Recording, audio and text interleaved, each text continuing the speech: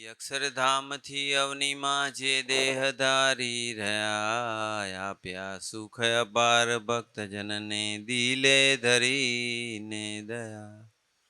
કીધા ચારુ ચરિત્ર ગાન કરવા જેને કરુણા કરી, વંદુ મંગલ મૂર્તિ ઉરધરી સર્વોપરી શ્રી હરિ. જેના દિવ્ય સુદિવ્ય જે ચરિતમાં વિલસી હરિ તો રહ્યા, સંબંધે થઈ શૂન્ય જે વિચરતા દાસત્વ ધારી રહ્યા. આપે અક્ષર સુખ ભક્તજનને સુહૃદ બની સર્વદા, એવા સ્વામી પ્રબોધદાસ ગુરુને ભૂલકા સહુ સેવતા.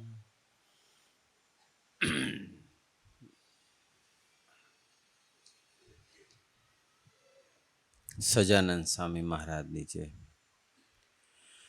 ગુરુ હરિ હરિપ્રસાદ સ્વામીજી મહારાજની જય. પ્રગટ ગુરુ હરિ પ્રબોધ સ્વામીજી મહારાજની જય. હરિપ્રબોધમ પરિવારની જય જય જય. હરિપ્રબોધમ ત્રિવેણી મહોત્સવની જય જય જય. દાસના દાસ થવાની જય જય જય.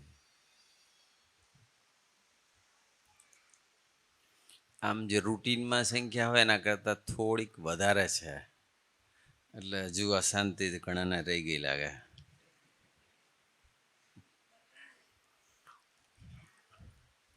સંયુક્ત રાષ્ટ્ર UN દ્વારા આ દિવસ નક્કી કરવામાં આવેલો છે, ઇન્ટરનેશનલ ડે ઓફ પીસ, વિશ્વ શાંતિ દિવસ અથવા આંતરરાષ્ટ્રીય શાંતિ દિવસ એ તરીકે એ લોકો ડિક્લેર કર્યું છે અને એને પ્રમોટ કરે છે કે વિશ્વમાં શાંતિ કઈ રીતે વધે, અહિંસા કઈ રીતે વધે. અત્યારે જોઈએ છે તો વિશ્વમાં હિંસા વધતી જાય છે. યુક્રેન ને રશિયા હોય કે પછી ઇઝરાયલ ને ગાઝા હોય, ભારત પાકિસ્તાન, તો પતી ગયું. મોદી બહુ લાંબુ ના ચલાવે, જલ્દી વાઇન્ડ અપ કરી નાખે. ટાર્ગેટ ઉપર જઈને પતાવી દેવાનું બસ. લાંબુ ખેંચી દેશને નુકસાન થાય, પછી GSTમાં કટોતી ના આવે. એમ આજે આમ તો આપણા ભારતના માનનીય પ્રધાનમંત્રી આજે GST 12%માંથી કંઈક 5% સમથિંગ એવું એક્ઝેક્ટ ખબર નહીં, પણ એ જે કર્યું એટલે ઘણાને ટેમ્પરરી શાંતિ થઈ, એમ રાહત ઘણાને થશે. એમાં જીવન જરૂરિયાતની વસ્તુઓ બધી હોય. હવે અમૂલની પ્રોડક્ટમાં 700 જેટલી પ્રોડક્ટમાં સીધો ઘટાડો આવ્યો, તો બીજી ઘણી બધી વસ્તુઓમાં આવશે. એટલે મોંઘવારીના જમાનામાં બધું સોંઘું થાય એટલે બધાને ગમે છે.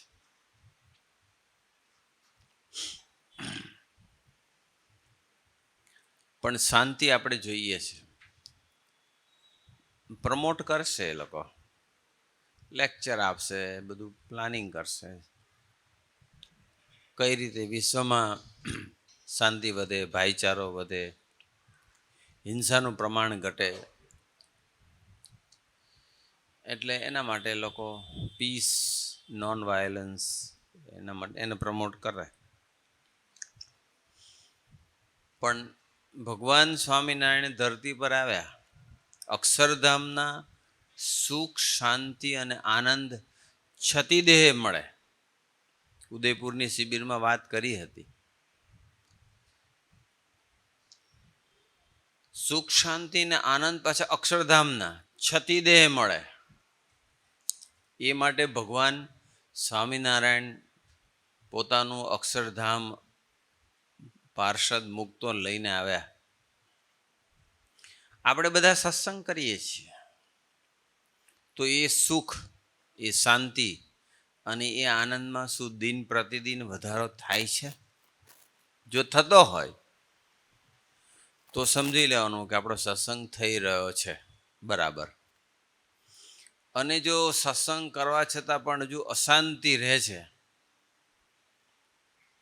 ઉદ્વેગ રહે છે, મૂંઝવણ રહે છે, સ્ટ્રેસ રહે છે, ચિંતા રહે છે, ડિસ્ટર્બન્સવાળી ઊંઘ હજુ છે, તો કંઈક સત્સંગ પ્રોપર થતો નથી.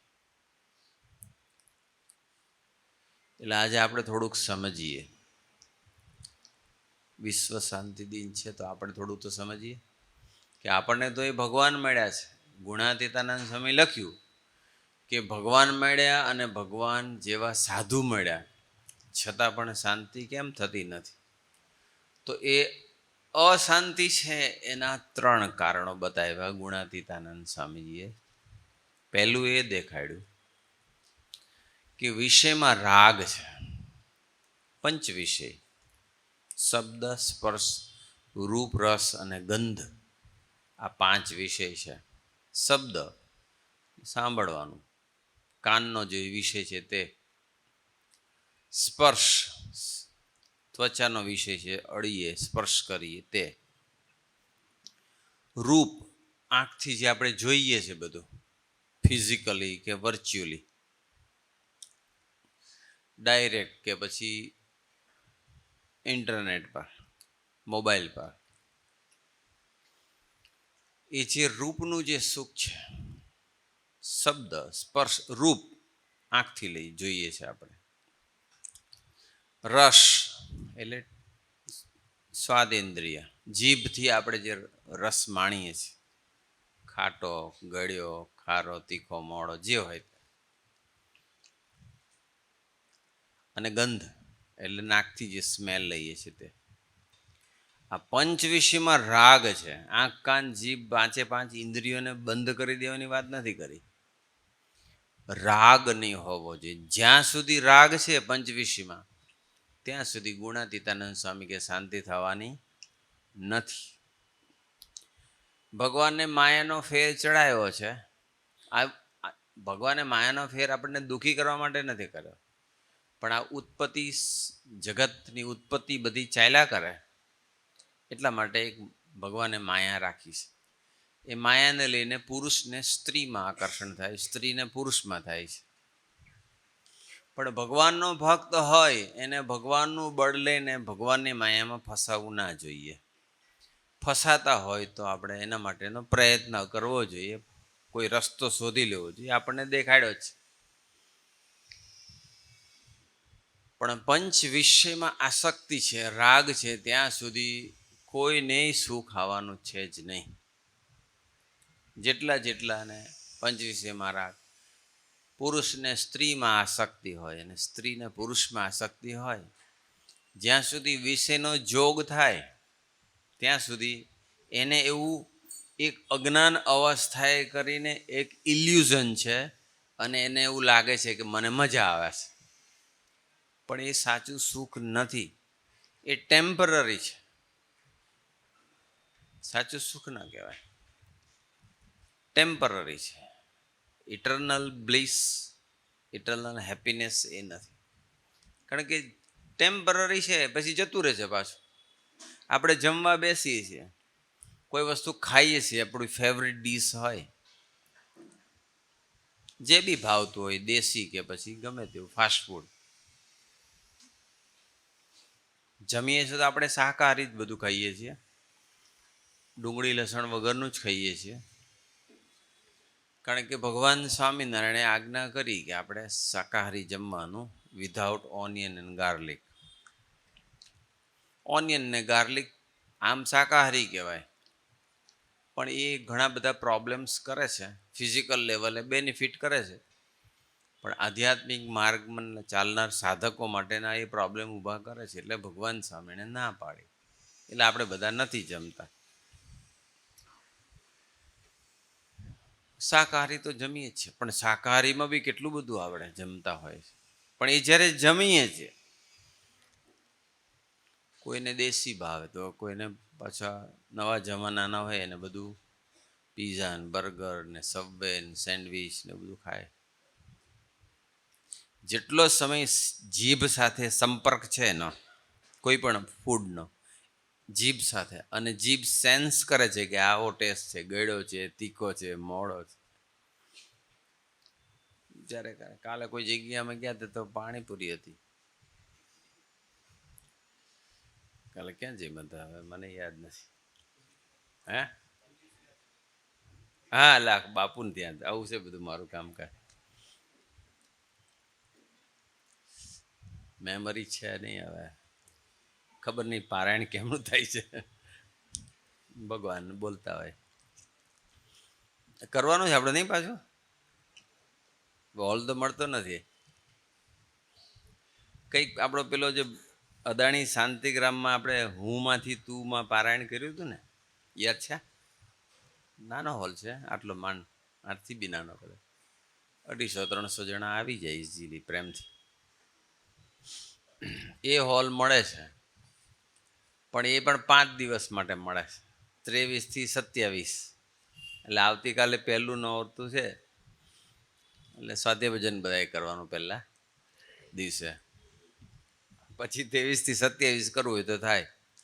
બધા વડીલોને બધાને તમારી રુચિ જાણવા માટે આમ તો ઘણા બધાને આવે છે રિક્વેસ્ટ કરો કરો કરો, કે તમે જો નહીં કરો તો અમે અશાંતિ પ્રગટાવીશું. કારણ કે નહીં કરતો તો જશે ગરબામાં, અને ગરબામાં જાય. બહેનો એકલા ગરબા રમે તો કંઈ અંદર કચરો નહીં જવાનો. ભાઈઓ એકલા ગરબા રમે તો અંદર કચરો નથી જવાનો, પણ ભેગા રમે તો જાય. રાગનું પોષણ થાય, અંદર કચરો ઘાલવાનો. એકલા બહેનો રમે, એકલા ભાઈઓ રમે, કોઈ વાંધો નથી. રમવું જોઈએ, એમાં કંઈ પ્રશ્ન નથી. એન્ટરટેનમેન્ટ કરો, કશો વાંધો નહીં. અથવા માતાજીને પ્રસન્ન કરો, કારણ કે ઘરના માતાજી પ્રસન્ન થતા ના હોય તો પછી શું કરવાનું ભાઈ? 23 થી 27 આપણે કેટલા જણની રુચિ છે પારાયણ થવી? કેટલા જણની રુચિ છે કે એના પારાયણ આ વખતે ને આ વખતે એકલો ગરબાનો જ કાર્યક્રમ રાખો, એવા કેટલા જણની રુચિ છે? કોઈ હાથ તો ના કર્યો. અમુક તો ઈચ્છા હોય પણ બધાની વચ્ચે હાથ જો કે ને તો ખરાબ દેખાય એટલે ના કરે. કઈ ગયા આપણે ભૌમિકભાઈ? ક્યાં બેઠા છે ને? કેવું છે 23-27 અવેલેબલ છે? હાજી, તો પછી કરી દઈએ, બીજું શું ત્યારે.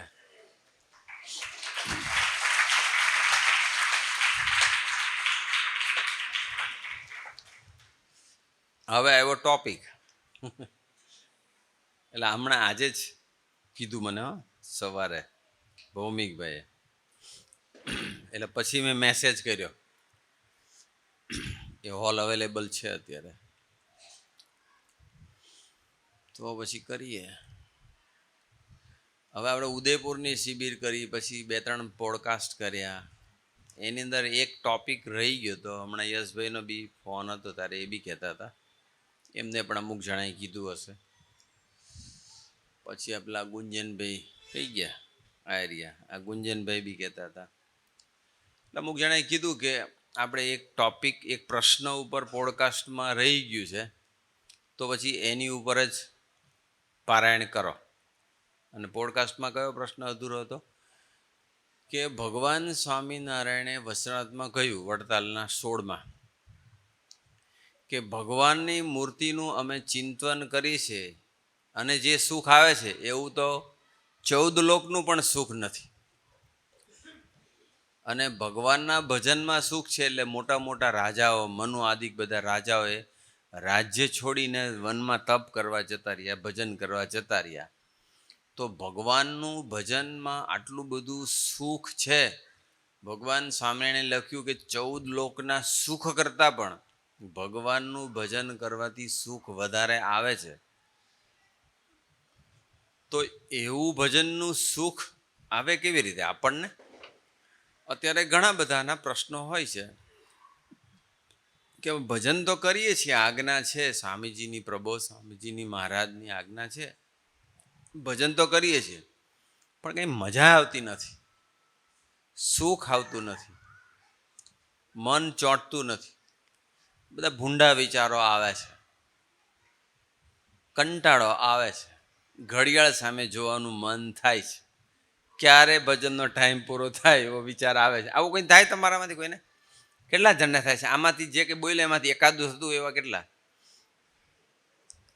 અને જેને 14 લોકના સુખ જેવું અથવા એથી વધારે સુખ આવતું હોય ભજનમાં એવા કેટલા? કોઈ નથી. એટલે આ મારે ને તમારે બધાએ આ પ્રશ્ન ફેસ કરી રહ્યા હોય તો પછી આપણે એવું જ કરીએ, 5 દિવસ સ્વાધ્યાય ભજનની ટેકનિક્સ શીખીએ આપણે.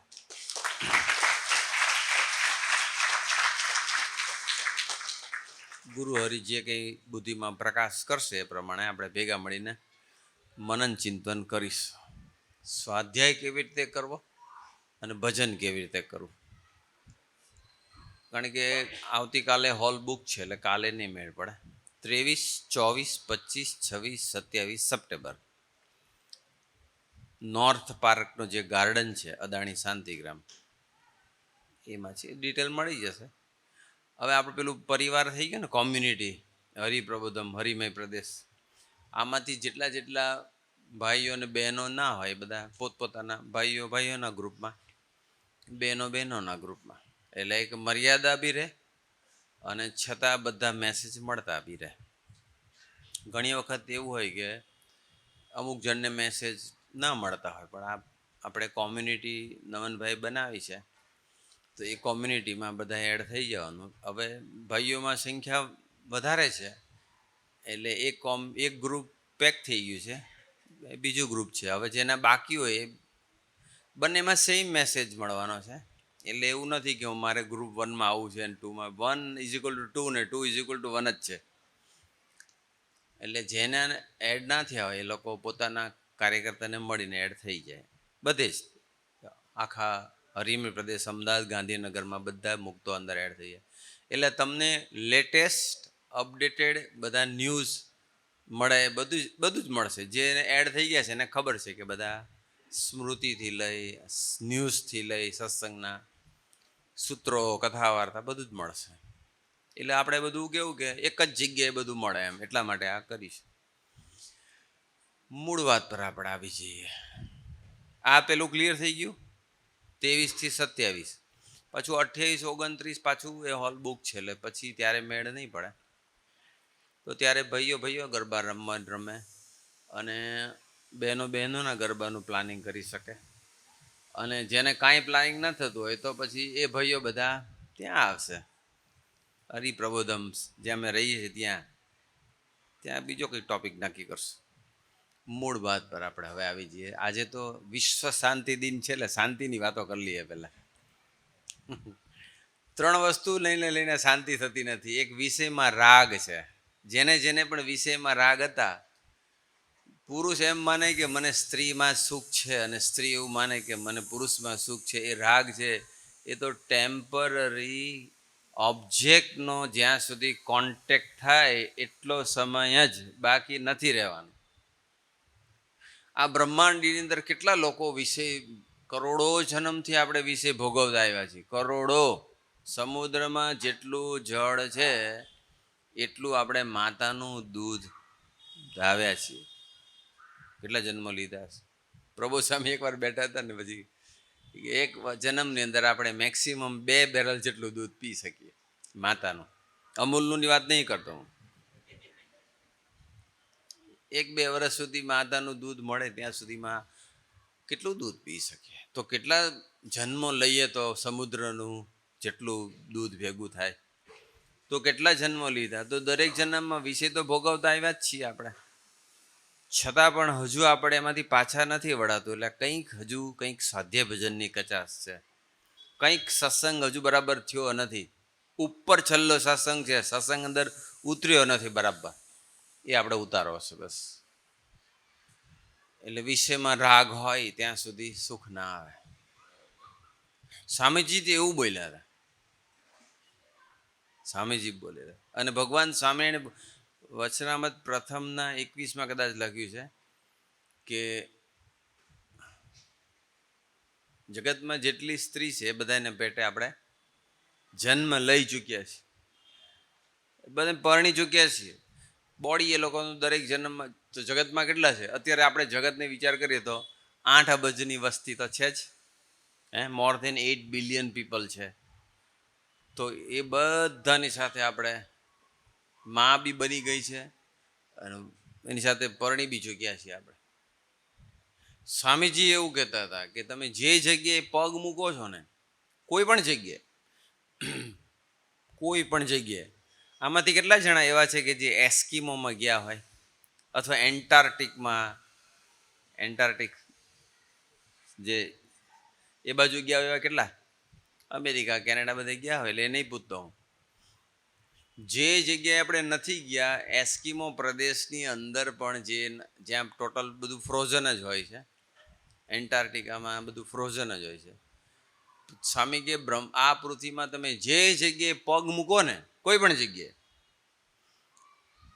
એ જગ્યા પર આમાંથી કેટલા જણા, આપણે બહારની વાત છોડો ને આપણા દેશની વાત કરીએ, અરુણાચલ પ્રદેશ કેટલા ગયા આમાંથી? હા, 2 નીકળ્યા. હા, 2 જણા ગયા છે અરુણાચલ પ્રદેશ.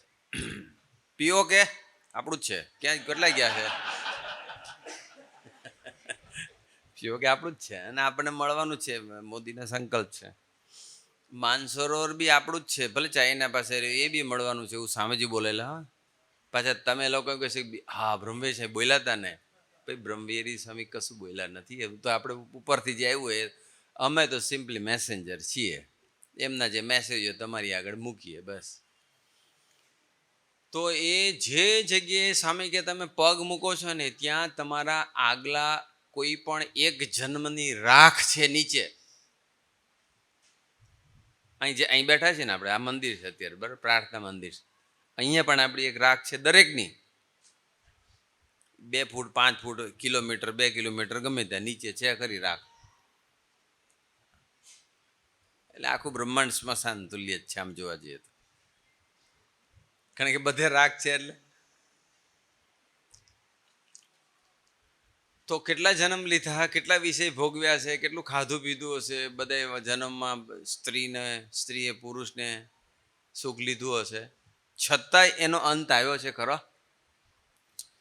અને આ જન્મે પણ રાઈટ, તો એની કેમ તૃપ્તિ થતી નથી? Why again and again and again? એ રાગ છે એટલા માટે. અને એ રાગ ટાળવો પડશે. અને એ રાગ કોઈ યુનોથી નહીં ટળે. સંયુક્ત રાષ્ટ્ર ભેગા મળીને પ્લાનિંગ કરશે તો નહીં ટળે.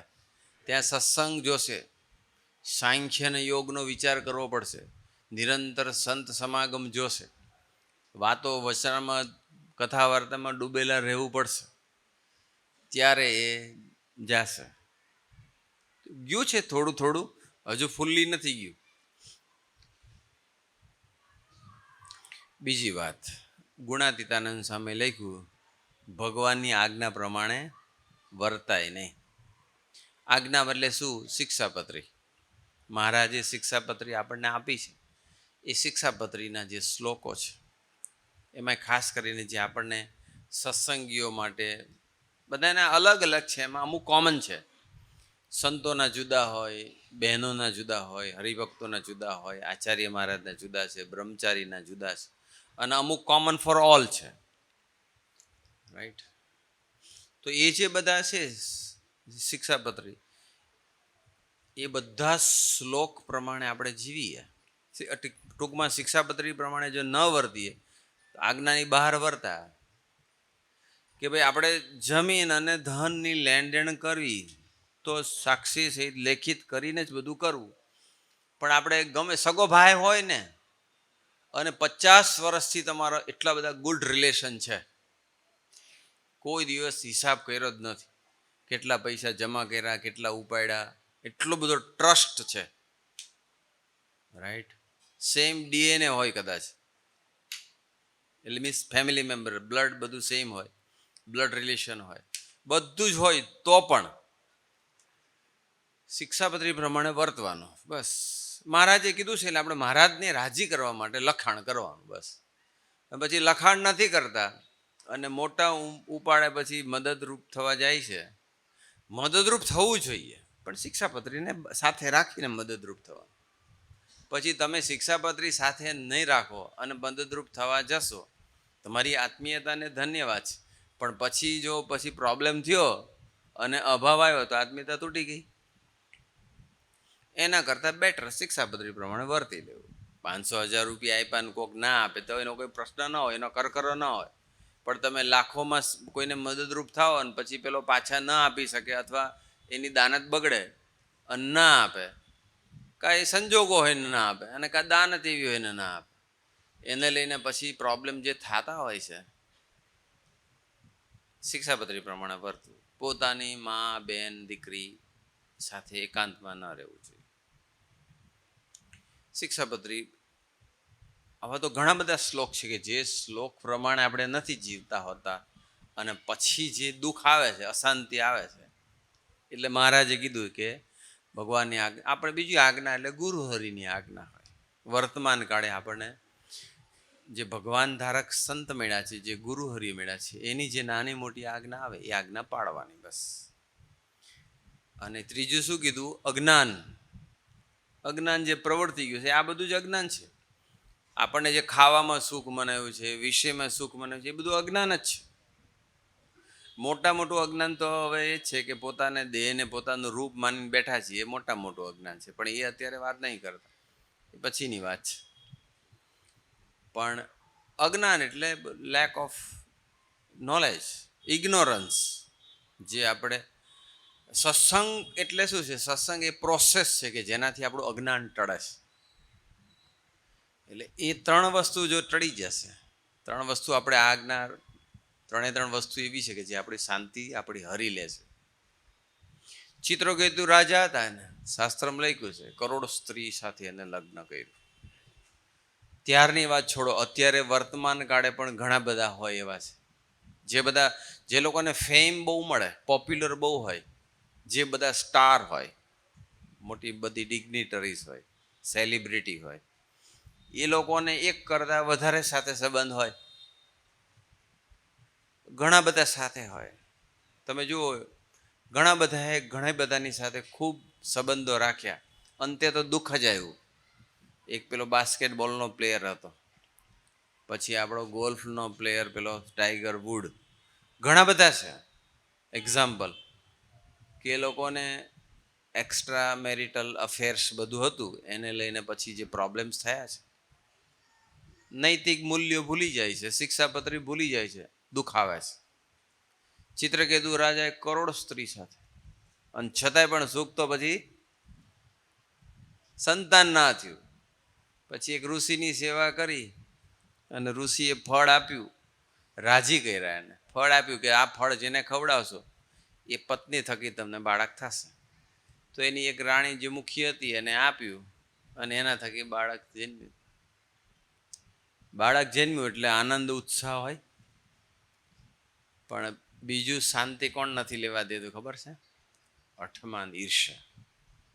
એક બહુ મોટી વ્યક્તિ, આમ 80 વર્ષની જર્મન વ્યક્તિ હતી, સ્વામીજીને બર્લિનમાં મળેલી વર્ષો પહેલાં, સ્વામીજી હતા ત્યારે, અને બહુ સ્પિરિચ્યુઅલ બે હતી એમ, અને એની સાથે બધો સંવાદ ચાલતો હતો. આખો સંવાદ ડિટેલમાં નહીં કહેતા, પણ ત્યારે સ્વામીજી એની સાથે વાત કરતા હતા, બધી આ સુખની ને શાંતિની વાતો ચાલતી હતી. ત્યારે સ્વામીજી બોલ્યા કે જ્યાં સુધી હઠ, માન અને ઈર્ષા છે ત્યાં સુધી સુખ, શાંતિ અને આનંદ થવાના નથી. અઠમાન ઈર્ષા. એક સામાન્ય વ્યક્તિ, ફર્સ્ટ ટાઈમ જે વ્યક્તિ મળે છે એને પણ સ્વામીજી આવું લેસન આપતા હતા. આપણે હઠમાન ઈર્ષા દિવસે સત્સંગ કરતા ટળવા જોઈએ. ટાળવાના, આપણે પ્રયત્ન કરવાનો, સ્વાધ્યાય ભજનનું બળ લેવાનું. સ્વાધ્યાય ભજન કેવી રીતે કરવું એ આપણે તે શીખવાના છીએ. હવે એ ચિત્રકેતુ રાજાને જેના થકી, જે વાઈફ થકી જે બાળક આવ્યું, એટલે હવે નેચરલ છે કે એ માટે એનો લગાવ થોડો વધી ગયો. તો બાકીની જેટલી હતી એ બધાની ઈર્ષા આવી કે જો આ જ્યારથી આવ્યો છે આ છોકરો, ત્યારથી આને પ્રેમ એના માટે વધી ગયો છે અને આપણા માટે થોડું પ્રેમ ઘટી ગયો છે. સ્ત્રી જાતિમાં ઈર્ષા ખૂબ હોય, સત્સંગી ના હોય એ લોકોમાં ખૂબ હોય, સત્સંગમાં હોય તો ધીમે ધીમે ઈર્ષા ટળતી જાય. છતાંય 100% ઈર્ષા ટાળે એ તો રિયલી સત્સંગ કરે, રિયલી સિન્સિયરલી સ્વાધ્યાય ભજન કરે, કોઈ સારા ભગવદી બહેનો હોય એની ગોદમાં બેઠા હોય, એના સમાગમે કરીને ધીમે ધીમે ટળી શકે. બાકી ન જાય, સ્ત્રીમાંથી ઈર્ષા ન જાય, સ્ત્રીમાંથી અપેક્ષા ન જાય. બધી સ્ત્રીઓને ઈર્ષા થઈ ગઈ કે આ આવ્યો છે ને ત્યારથી બધા પ્રોબ્લેમ ઊભા થયા છે કે આ જોઈએ જ નહીં. આ છોકરો આવ્યો ત્યારથી પ્રોબ્લેમ થયા છે. અને પછી એ છોકરાને પછી દૂધની સાથે ઝેર ભેળવી, એ વિચાર્યું નહીં કે આપણા ધણી, આપણા પતિ ચિત્રકેતુ રાજા, એને કેટલા વર્ષો પછી જ્યારે ત્યારે તો મોટી આવરદા હતી ને, લાખ લાખ વર્ષની આવરદા હતી, તો કેટલા વર્ષો પછી જ્યારે આ બાળક થયું છે અને આપણે એના ઘરવાળા છીએ, એટલે આપણે એની માં સમાન જ છીએ, તો આપણે એને ટેક કેર કરવી એવો વિચાર ના આવ્યો. એમને એક જ વિચાર આવ્યો કે જ્યારથી આવ્યો ને ત્યારથી આપણા માટેનો પ્રેમ ઘટી ગયો છે, એટલે હવે આ કાંટો કાઢો. કે ઈર્ષા કેટલી ખતરનાક વસ્તુ છે. એટલે પછી અમુક જણે ભેગી મળીને પછી જય સ્વામિનારાયણ દૂધની અંદર પોઈઝન નાખીને છોકરાને પીડાયું અને છોકરો મરી ગયો. ચિત્રકેતુ રાજા હતો ત્યાંનો ત્યાં. કોઈ જગ્યાએ સુખ તો છે, સુરપુર નૂરપુર નાગપુર તીનો મેં સુખ નહીં. સ્વર્ગ મૃત્યુ પાતાળ કોઈ જગ્યાએ સુખ નથી. સુખ ક્યાં છે? ભગવાનના ચરણોમાં ને સંતના સમાગમમાં છે. બાકી કોઈ જગ્યાએ કા સુખ હરિચરણ મેં કા સંતન કે માહી, શાસ્ત્રોમાં લખ્યું છે. પણ બન્યું એવું, પછી શું થયું? ચિત્રકેતુ રાજાને પછી તો વૈરાગ્ય ઉપજ્યો કે હવે આમાં તો કાંઈ છે નહીં. હવે મોટા મોટા રાજાઓ હોય ને એને પણ સુખ આવ્યું નથી, કોઈને આવ્યું નથી. ગુણાતીત છે ને વાતમાં લખ્યું છે, સુખ શાંતિની વાત નીકળે ને ત્યારે એક વાતમાં એવું બી લખ્યું છે કે ગુણાતીત છે કે ગાદીમાં પણ સુખ છે નહીં. અને પૂછો, અમને પૂછો, આચાર્ય મહારાજને પૂછો, આ અક્ષરાનંદ સાહેબને પૂછો ગાદીમાં કેવું સુખ છે. ગાદી આવ્યા પછી જ પ્રોબ્લેમ થાય છે. અને જેટલા બળજબરીથી ગાદી મેળવી છે એને પૂછ્યા જાઓ સુખ કેટલું આવે છે. કોઈ સુખ ના આવે. સ્વામી કે મારી ગાદી પર, મારા આસન નીચે તો હજારો કાંટાઓ જ છે, બે એટલે વાગશે. કે કાંઈ વાંધો નહીં, ખાવા હોય તો ક્યાં વાંધો જ છે. કોઈ જગ્યાએ સુખ છે જ નહીં. સુખ ભગવાનની મૂર્તિનું બસ એનું ચિંતન કરવામાં સુખ છે, અને ભગવાનની આજ્ઞા પ્રમાણે વર્તવામાં સુખ છે, દાસના દાસ થવામાં સુખ છે, આત્મીય થવામાં. ટ્રુ હેપીનેસ લાઈઝ ઇન આત્મીયતા. સુખ શાંતિ જોતા હોય તો આટલું કરવું પડશે. બસ વિષયમાંથી રાગ ટાળવા પડશે, હઠમાં ઈર્ષા ટાળવા પડશે. ચિત્રકેતુ રાજા તો પછી જતા રહ્યા જંગલમાં તપ કરવા માટે. પછી તો ઘણી બધી જે હતી એ બધી આવી હાથે, બધાને લઈને ગયા. કારણ કે એ બધાને લાગ્યું એટલે પછી સુખ આવ્યું હશે કદાચ, ખબર નથી, આગળનો ઇતિહાસ ખબર નથી. પણ સુખ અને શાંતિ, આપણે આજે શાંતિ દિવસ ઉજવીએ છીએ. શાંતિ, રાઈટ. હેનરી થોરો નામની વ્યક્તિ હતી, એને પૂછ્યું કે તમને આમ બહુ કંઈ એવી કંઈ સ્પિરિચ્યુઅલ નથી અને કોઈ એવા કંઈ મંદિરોમાં કે ચર્ચમાં જતા એવા નહોતા, પણ એને પૂછ્યું કે તમને કોઈ દિવસ અશાંતિ થઈ છે ખરી? તમને જીવનમાં ખરેખર? તો કે મારે કોઈ દી ભગવાન સાથે ઝઘડો થયો જ નથી એટલે મને શાંતિ છે. એટલે આ નવું આવ્યું પાછું. તો ભગવાન સાથે ઝઘડો એટલે હું બધાનું ગોઠવું, મારું કેમ નથી ગોઠવતા ઝઘડો? આને જો આ કેટલો કમાય છે, અમને અમારું કેમ કમાવા નથી મળતું? ઝઘડો. કમ્પેરિઝન થાય, ઝઘડો. ભગવાનમાં દોષ પરઠાય છે, ઝઘડો. ભગવાન ભેદ દ્રષ્ટિ રાખે છે એવો વિચાર આવે છે, એ ઝઘડો. ભગવાન સાથે ઝઘડો નહીં કરે. ભગવાન તો સ્વામી, ભગવાનનું જે સુખ છે ને એ સુખનો કોટીમાં ભાગનું સુખ, કોટીની અનંત કોટી, ભગવાનના રૂવાડાના કોટીમાં ભાગ બરાબર. પણ આ બધું જે સુખ છે ને આ બ્રહ્માંડનું, એ ભેગું કરો ને તો એ ભગવાનના રૂવાડાના કોટીમાં ભાગ બરોબર થતું નથી. તો શું એ તમને આપી દેતો? અને ભગવાન અનંત કાળથી એના મુક્તોને સુખ આપી રહ્યા છે, છતાંય ભગવાનમાંથી રંચ માત્ર ઓછું થતું નથી એવું સ્વામીજી કહેતા હતા. તો ભગવાનને શું આ ભેદ દ્રષ્ટિ રાખવાનું ગમતું હશે? ભગવાન કે આ હરિભગત મહારાજે મધ્યના 13માં કહ્યું કે હરિભગત મોટો છે ને હરિભગત નાનો છે, એવું અમને કાંઈ નથી, અમને તો બધું સમ પાસે. તો તમને એવો પ્રશ્ન થાય તો પછી આમને કેમ બધું સુખ આપ્યું ને અમને કેમ ના આપ્યું? કંઈક લોચો છે અને આગળ બધું લોચા મારીને આવ્યા છીએ એ બધું ભોગવવાનું છે. જ્યાં સુધી આત્મીય નહીં બનીએ અને જ્યાં સુધી દાસના દાસ નહીં બનીએ ત્યાં સુધી ભગવાન કર્મનું બંધન રાખી મૂકશે, પ્રારબ્ધ ભોગવવું પડશે. આત્મીયતા છેલ્લાના 7 અને 11 પ્રમાણે આત્મીયતા પ્રગટે અથવા દાસના દાસ બનીએ તે દિવસથી પૂરું. બાકી કાળ કર્મ અને માયાનું તો કંઈ ચાલતું જ નથી ભગવાનની આગળ. કાળ કર્મ અને માયાનું અમે જેટલું ચાલવા દઈએ એટલું જ ચાલે છે.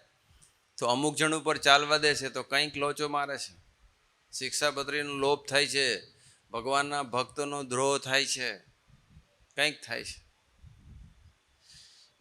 એક હરિભક્તે સ્વામીજી પાસે ગયા અને સ્વામીને કીધું કે હું આટલા વર્ષોથી સત્સંગ કરું છું છતાંય મને શાંતિ થતી નથી, મને સુખ આવતું નથી, તો મારે શું કરું? મને સાથે આવું થાય છે.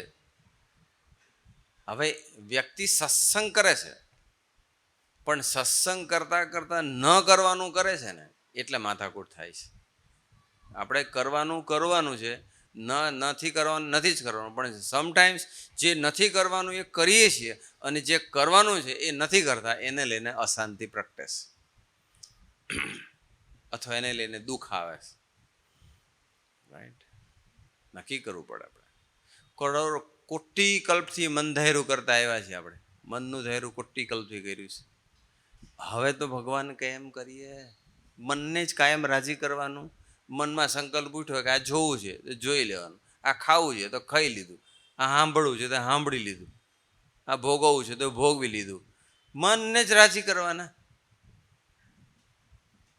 અને મનને રાજી કરવા છતાંય મન તૃપ્ત તો થવાનું છે નહીં, એની ગેરંટી જ છે. કોઈ એક વખત બીજો એક પ્રસંગ, આ પ્રસંગ અધૂરો છે મને યાદ કરાવજો, પેલા ભગતનો, એને વચ્ચે બીજો કહી દઉં એક પ્રસંગ. 2006માં વાસના ફાર્મ પર પ્રાદેશિક સંતન શિબિર ચાલતી હતી. ત્યારે સ્વામીજીના સાનિધ્યમાં ચિન્મય સ્વામી ત્યારે હતા. એટલે ચિન્મય સ્વામીએ પછી વાત કરી હતી કે આપણે બધામાં શાંતિ નથી, સુખ નથી, દુઃખી છીએ. એનું કારણ છે કે આપણામાં બધા દોષ સ્વભાવ પ્રકૃતિ પડેલા છે. કે અને સ્વામીજી એવા છે કે સ્વામીજીમાં કોઈ એ કે મને આવો વિચાર આવતો હતો, એમને એની ગોષ્ઠીમાં આવું બોલતા હતા કે મને આવો વિચાર આવ્યો કે આપણે બધા દુઃખી છીએ એનું કારણ આપણામાં દોષ સ્વભાવ પ્રકૃતિ છે, સ્વામીજીમાં કોઈ નથી એટલે સ્વામીજી સુખી છે. એટલે આવો વિચાર આવતો હતો. અને કે ગઈકાલે જ કે સ્વામીજી કંઈક રૂમમાં હતા, કંઈ મસાજ કે ટ્રીટમેન્ટ કે કશું ચાલતું હતું, શેક ચાલતો હતો, સ્વામીજીને કોઈ શેક કરતા. સ્વામીજી પાસે હું ગયેલો અને સ્વામીજીને પછી વાત, એટલે સ્વામીજી કે મને સામેથી પ્રશ્ન પૂછ્યો કે મારા મનના વિચાર જાણી કે ચિન્મય આ દુનિયામાં સુખી કોણ? કે એવું સ્વામીજી મને પ્રશ્ન પૂછ્યો, સુખીમાં સુખી કોણ? કે પછી સ્વામીજી જવાબ આપ્યો કે જેને મન નથી ને એ સુખી, જેને મન નથી એ સુખી. એટલે પછી ચિન્મય સ્વામી કીધું જે મન ન હોય એવા તો કેવળ તમે જ છો, બાકી અમારે બધાને કંઈકનું કંઈક મન થાય છે. આ ખાવું છે ને આ પીવું છે ને જોવું છે ને હરવું છે ને ફરવું છે, બધું જે હોય તે દરેકના અલગ અલગ મન હોય. રાઈટ? મન એટલે પછી ચિન્મય સ્વામી કે મને મારા મનમાં આ સંકલ્પ ચાલતો હતો અને એ જ પ્રશ્ન સ્વામીજીએ પૂછ્યો અને સ્વામીજીએ જવાબ આવો આપેલો. એટલે હું તમને જુદી જુદી રીતે સ્વામીજી, ગુણાતીતાનંદ સ્વામી, ભગવાન સ્વામિનારાયણ, એ લોકોએ જે બતાવ્યા છે રસ્તાઓ કે શેને લઈને અશાંતિ છે, શેને લઈને દુઃખ છે અથવા કઈ રીતે શાંતિ પ્રગટે અને કઈ રીતે સુખ આવે. આજે એક જણનો ફોન આવ્યો. આજે મેં થોડોક બરાબર એને 2 શબ્દો વ્યવસ્થિત કીધા. લંડનથી એક જણનો ફોન આવ્યો. એ કે હજુ આ ગોઠવાયું નથી. એ વર્ષોથી ત્યાં છે લંડનમાં. નામ નથી આપતો, નહીં તો તમે ચાલુ સભામાં એને મેસેજ કરવા માંડો.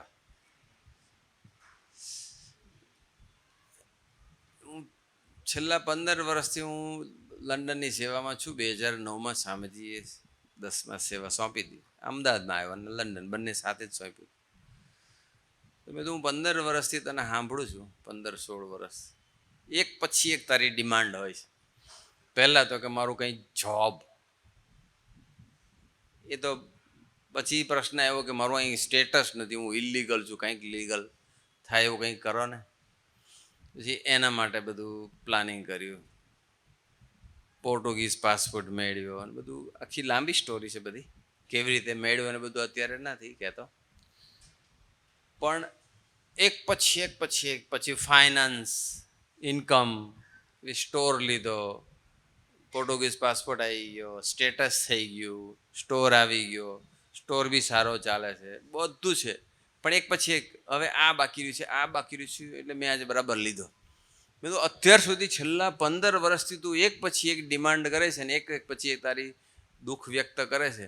પણ તારું કેટલું સ્વામીજીએ કામ કર્યું છે અથવા તને જે કંઈ ભગવાનને અનુભવ એ કોઈ દિવસ તે શેર કર્યું કે ફરિયાદ જ કરે છે? મેં તો તને ખબર છે તું ઇલીગલ હતો તો કે હા. લીગલ કોને લઈને થયો હતો કે સ્વામીજીને લઈને. મને ખબર છે તારી ઇન્કમ બરાબર નહોતી. આજે તારો પોતાનો સ્ટોર છે. કેવો સ્ટોર ચાલે છે? તો કે સારો ચાલે છે. તો મેં તું એ કોઈ વાત કરી?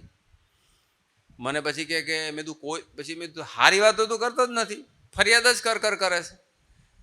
પાછી એને કીધું કે ચાલો એક વાત સારી કરું કે મારી આજુબાજુમાં જે કાઉન્સિલવાળા હતા ને એ આજુબાજુના બધા જે સ્ટોર છે ને એ બધા સીલ થઈ ગયા. અત્યારે મારો એકલાનો છે ને હવે વ્યવસ્થિત ચાલે છે. તો મેં તું આ તો તું કહેતો નથી. હવે મારે વાઈફનું સ્ટેટસનું ક્યારે થશે ને એવું બધું કયા કરે છે બધું. એટલે આજ બરાબર લીધો. મને કે થેન્ક યુ, તમે આજ પોઝિટિવ કર્યો. મેં તું ફરી પાછો તું ફરિયાદ કરવાનો જ છે. વ્યક્તિના મન છે ને, ડિમાન્ડ છે ને એ પૂરી થતી જ નથી. એટલે એ ગુજરાતીમાં એક કહેવત છે ને, સંતોષી નર સદા સુખી. સંતોષ કેટલાનો હોય? સંતોષ જ થતો નથી. હજુ કંઈક, હજુ એક બિઝનેસ, બીજો બિઝનેસ, ત્રીજો બિઝનેસ, ચોથો બિઝનેસ, ઓહો, હજુ એક જોબ, 2 જોબ.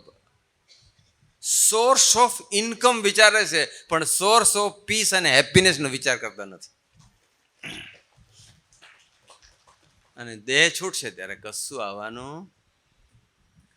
કઈ વસ્તુ તમારી હવે પ્લાનિંગ એવું કરો કે જે તમારી સાથે આવવાનું હોય ને એને માટેનો પ્રયત્ન ચાલુ કરો આજથી. બધા આજે વિશ્વ શાંતિ દિન છે ને, આ સંકલ્પ કરો કે મારી સાથે જે આવવાનું છે ને એનું પ્લાનિંગ હવે મારે આજથી શરૂ કરવું છે.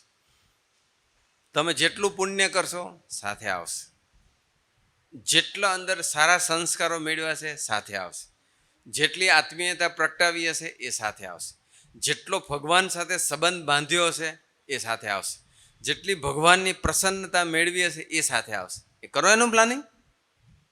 આ તો આ એક મકાન, બીજું મકાન, આ તે, એક ધંધો, બીજો ધંધો, એક આ વસ્તુ બધાય, આ વસ્તુ વસાવી, પદાર્થ વસાવ્યો, આજે આટલું શોપિંગ કર્યું, હવે આ શોપિંગ બાકી છે. શોપિંગમાં નવરાજ ના પડે બેનો ખાસ. આજે કહે છે કે આ સંતો આજે અમારી વિરુદ્ધ નથી. આ તો તમારે શાંતિ જોતી હોય તો સાંભળવાનું, બાકી છે ને ના જોતી હોય તો ક્યાં પ્રશ્ન જ છે. જા રાજી થાય છે.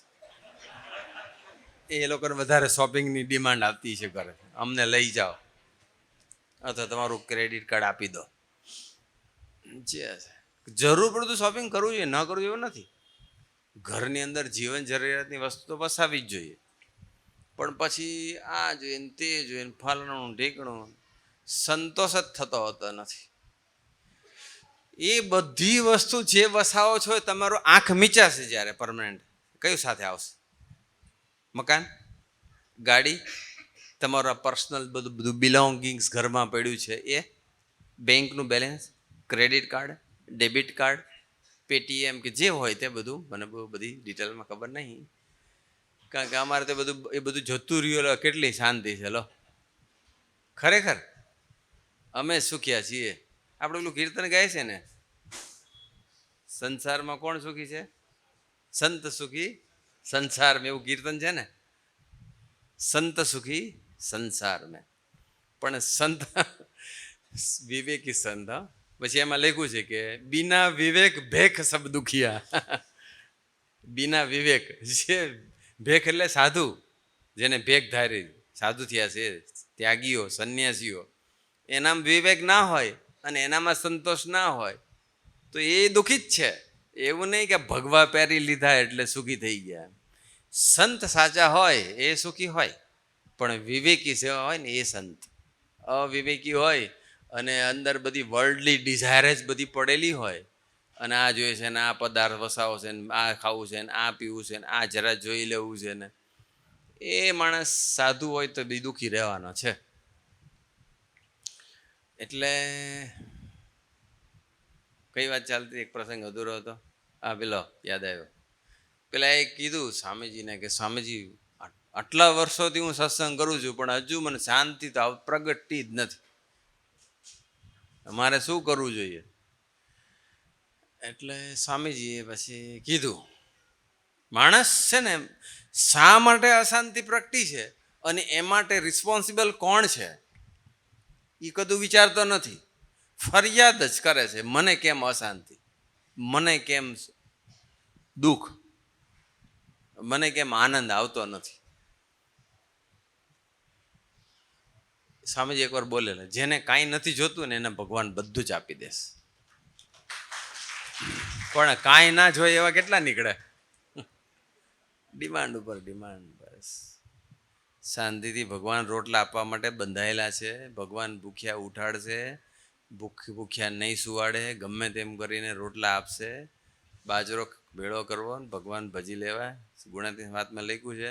પણ બાજરો એકલો નહીં, આઈફોન 17 Pro Max લો. એટલે આ તો એક એક્ઝામ્પલ આપ્યું. એ તો જેની જે કેપેસિટી એ પ્રમાણે લેનો વાંધો નથી. ભગવાને જેને આપ્યું એટલે, પણ કોકે લીધો એટલે મને જો આને લીધો મારે લેવો જ છે, મને તો અપાઈ દે બસ. પપ્પા અને મમ્મી જોડે માથાકૂટ કરે.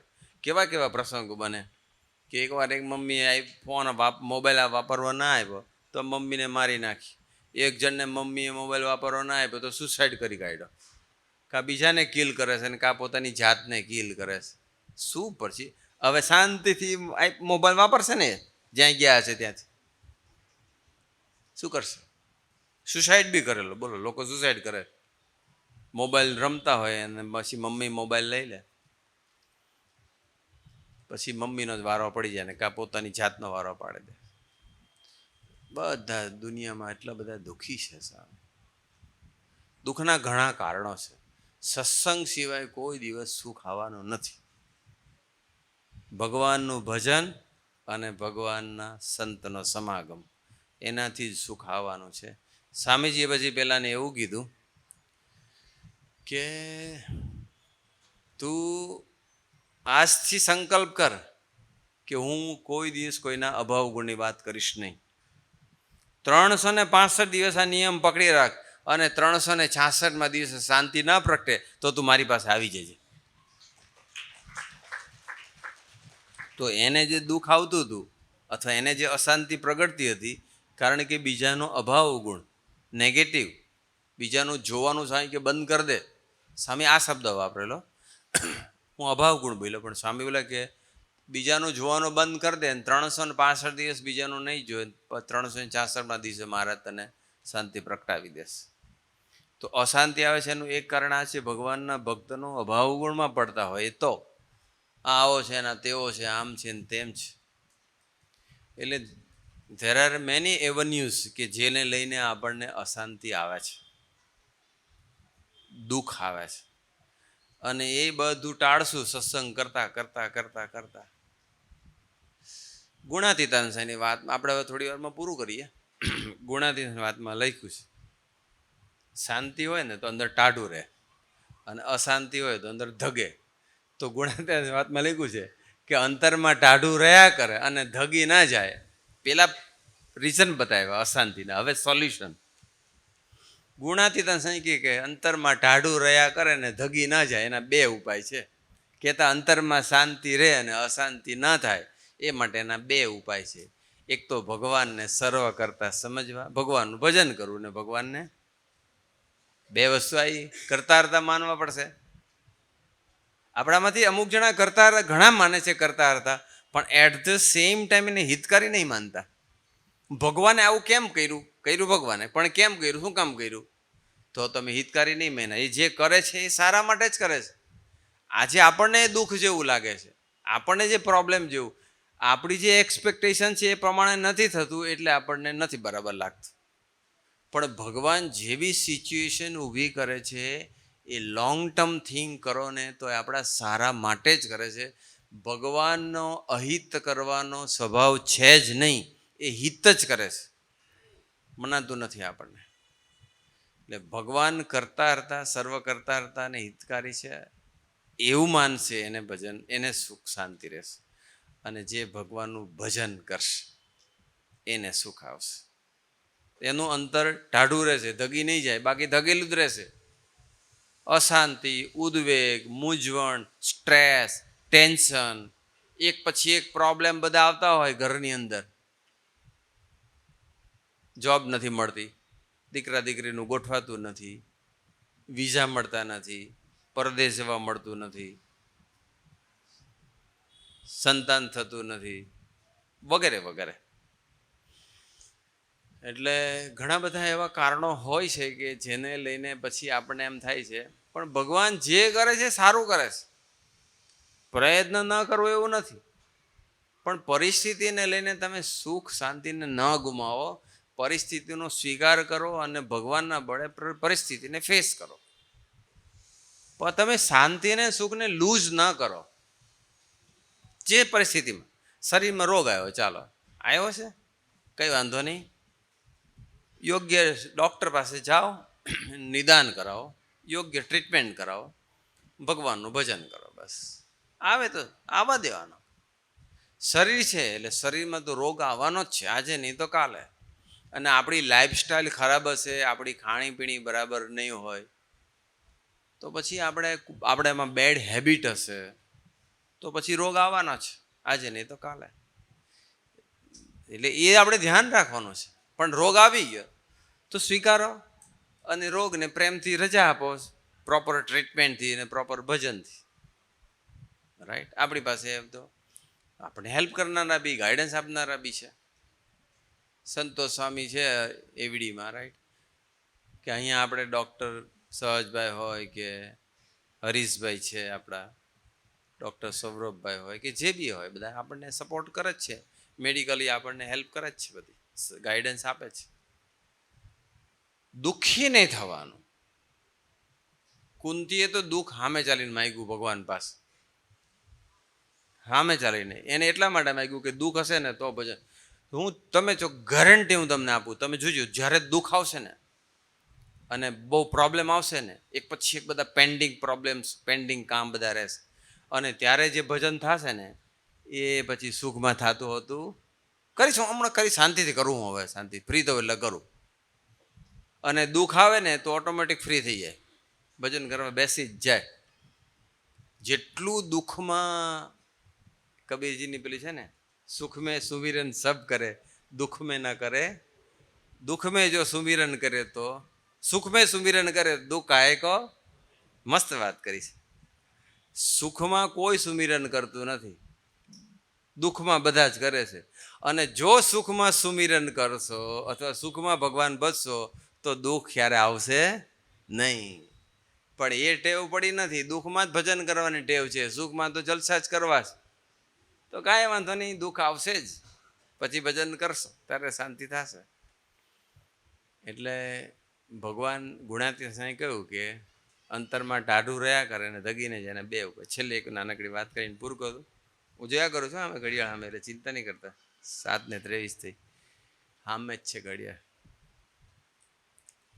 7:30 એટલે આપણે ઓફિશિયલી પૂરું જ કરી દેવાનું.